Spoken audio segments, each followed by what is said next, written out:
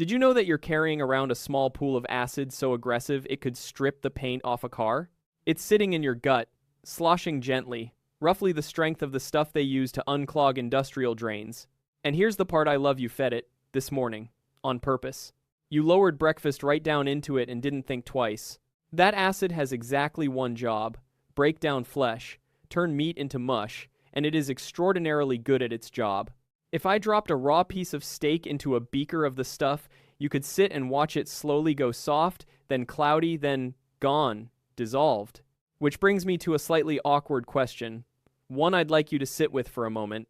You are also meat. You are, biologically speaking, a walking bag of the exact material this acid was designed to destroy. Your stomach is lined with soft, living, meaty tissue. And you're storing a pool of flesh-dissolving acid directly against it, all day, every day, for your entire life. By every law of chemistry that should matter here, your stomach should be eating itself.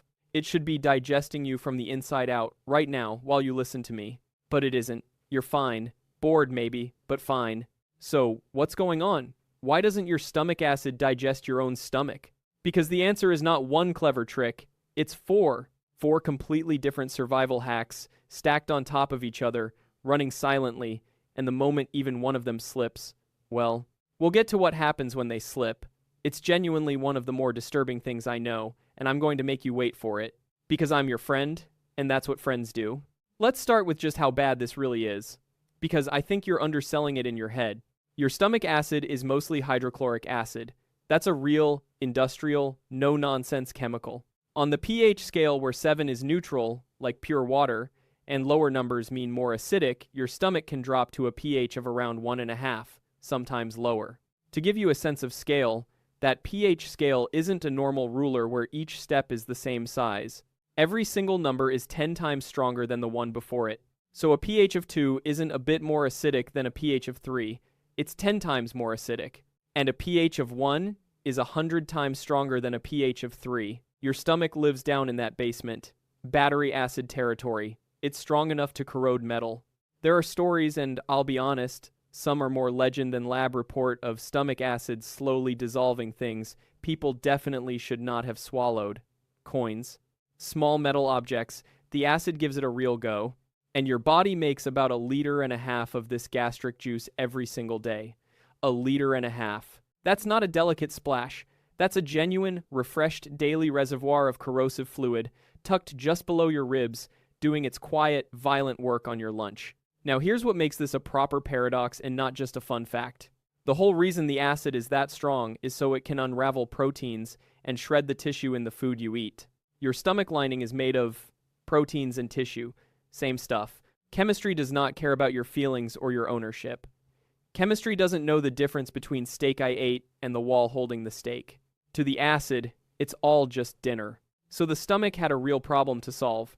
And evolution, being the relentless tinkerer it is, solved it.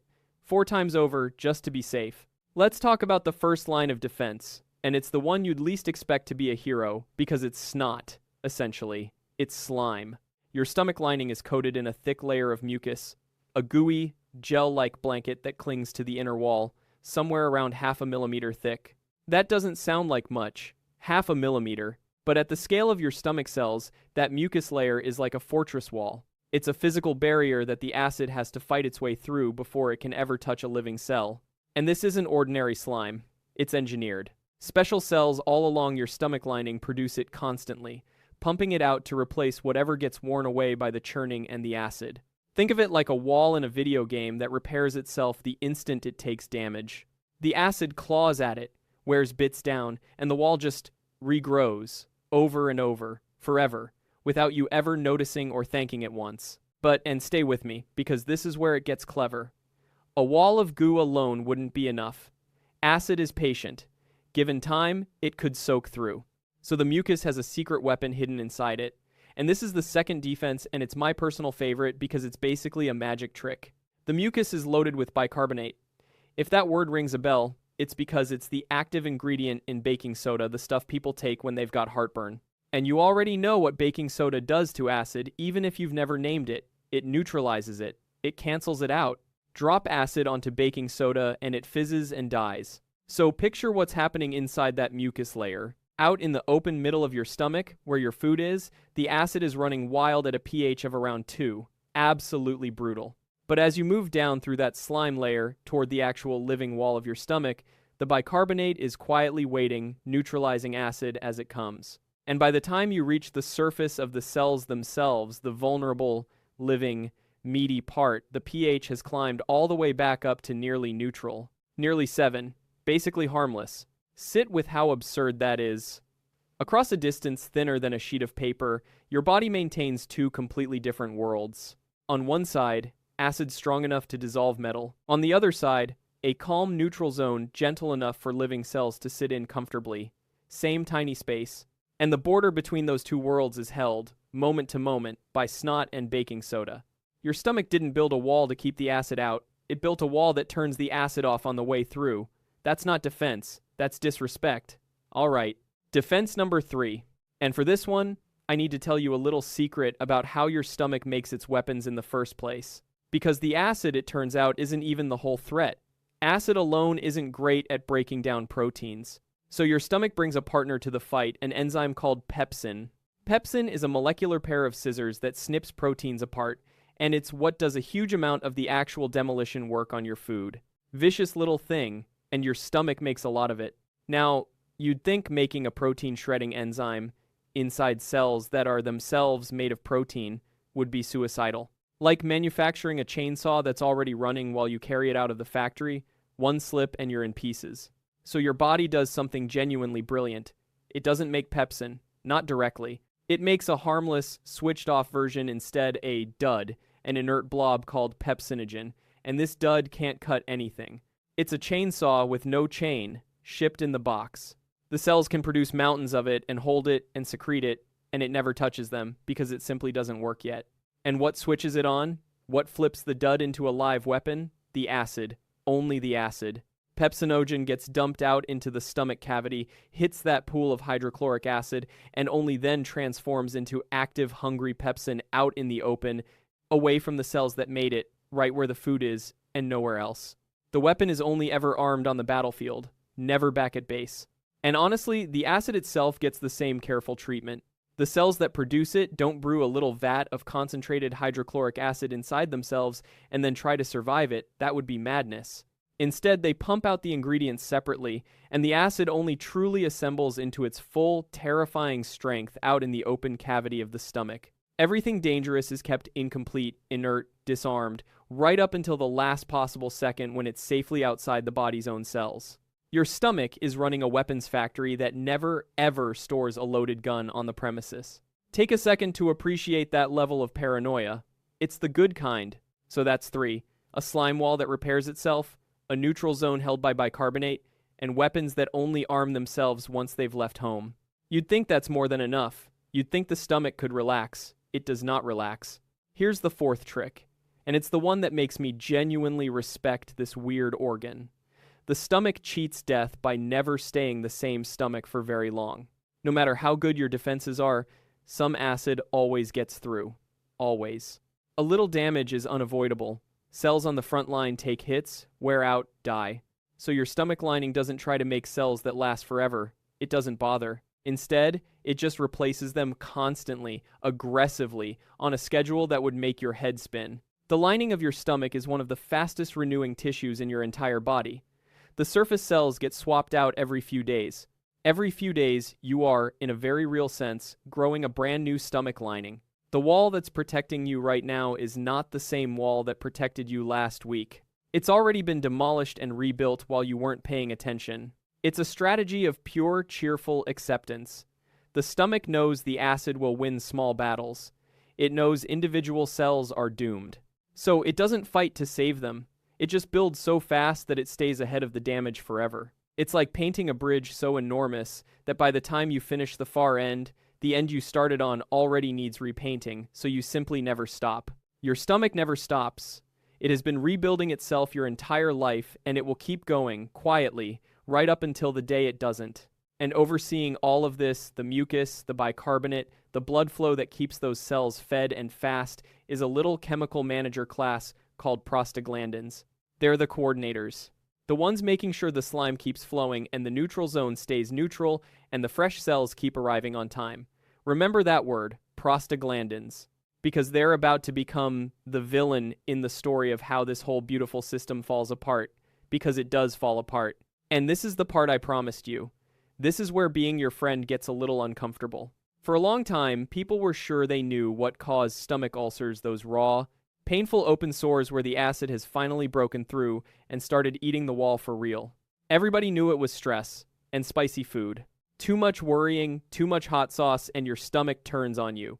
That was just common sense. Everybody agreed, everybody was wrong. In the 1980s, two Australian scientists, Robin Warren and Barry Marshall, found something nobody expected living in the human stomach. Bacteria, a tough little bug that had figured out how to survive in that acid bath, the one environment we all assumed was far too hostile for anything to live in. And they became convinced this bacterium, not stress, not chili peppers, was quietly drilling holes in people's stomachs. Nobody believed them. The idea was borderline offensive to the medical world. Bacteria in the stomach? Causing ulcers? Ridiculous. So, Barry Marshall did something that I think about more often than is probably healthy.